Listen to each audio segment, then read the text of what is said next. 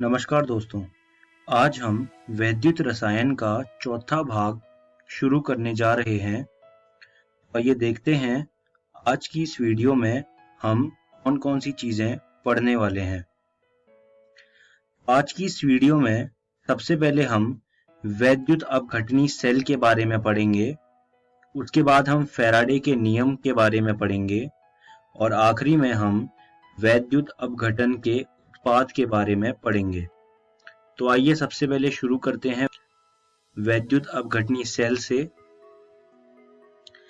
एक वैद्युत अपघटनी सेल एक वैद्युत रसायन सेल है जो विद्युत ऊर्जा के अनुप्रयोग के माध्यम से एक रेडॉक्स प्रतिक्रिया को चलाता है। अभी तक आपने ये चीज देखी थी कि एक रेडॉक्स प्रतिक्रिया हो रही है, उसमें हमने इलेक्ट्रोड डाले हुए हैं और उस प्रतिक्रिया से हम एक विद्युत ऊर्जा ले रहे हैं। लेकिन इसमें उल्टा होता है। इसमें क्या होता है, एक बैटरी लगी होती है, उससे एनोड और कैथोड जुड़े होते हैं और उस बैटरी के अंदर जो विद्युत ऊर्जा मौजूद है, हम उसकी मदद से रेडॉक्स प्रतिक्रिया को चलाते हैं। ये होता है वैद्युत अपघटनी सेल। बात करते हैं फैराडे के नियम के बारे में।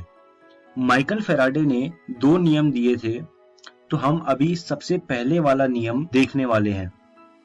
तो माइकल फैराडे का पहला नियम कहता है, विद्युत धारा द्वारा वैद्युत अपघटन में रासायनिक विघटन की मात्रा वैद्युत अपघट्य में प्रवाहित विद्युत धारा की मात्रा के समानुपाती होता है। ये फैराडे का पहला नियम है।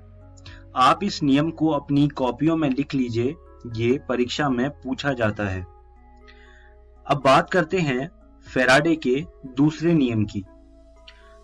फैराडे का दूसरा नियम कहता है, विभिन्न वैद्युत अपघटनी विलयनों में विद्युत की समान मात्रा प्रवाहित करने पर मुक्त विभिन्न पदार्थों की मात्राएं उनके रासायनिक तुल्यांकी द्रव्यमान के समानुपाती होती है। अभी तक हमने सिर्फ द्रव्यमान के बारे में पढ़ा है, लेकिन आज हम जानेंगे कि तुल्यांकी द्रव्यमान क्या होता है।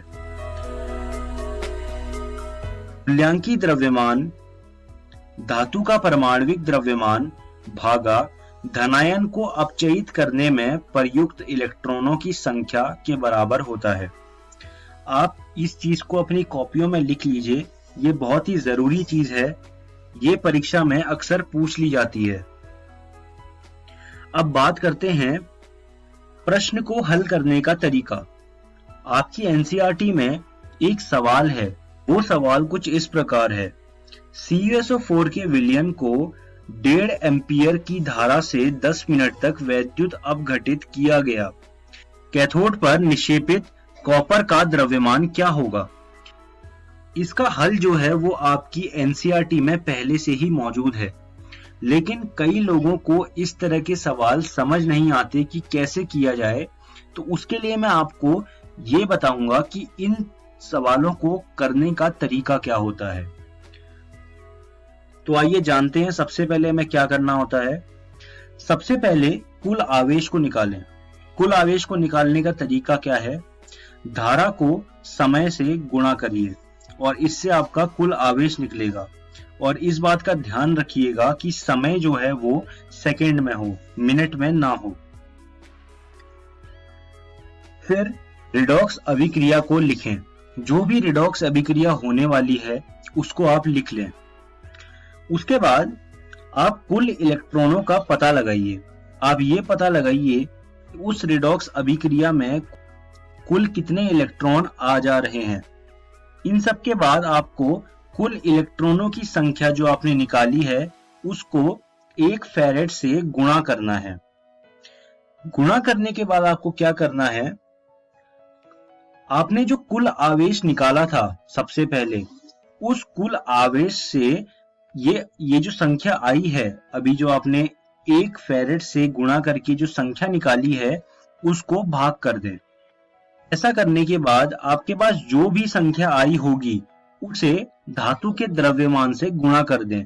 जैसे यहाँ पर कॉपर का द्रव्यमान पूछा था, कि कितना होगा, तो आपको कॉपर के द्रव्यमान से उस संख्या को गुणा करना है। ऐसे करके आप कैथोड पर निक्षेपित कॉपर का द्रव्यमान निकाल लेंगे और इसी प्रकार कुछ अन्य सवाल भी हल कर लीजिएगा। अब आगे बढ़ते हैं। वैद्युत अपघटन के उत्पाद। वैद्युत अपघटन के उत्पाद अपघटित होने वाले पदार्थों की अवस्था तथा प्रयुक्त इलेक्ट्रोडों के प्रकार पर निर्भर करते हैं। कुछ वैद्युत रासायनिक प्रक्रम यद्यपि संभव होते हैं, परंतु गतिकीय रूप से इतने धीमे होते हैं कि ये निम्न विभव पर घटित होते प्रतीत नहीं होते।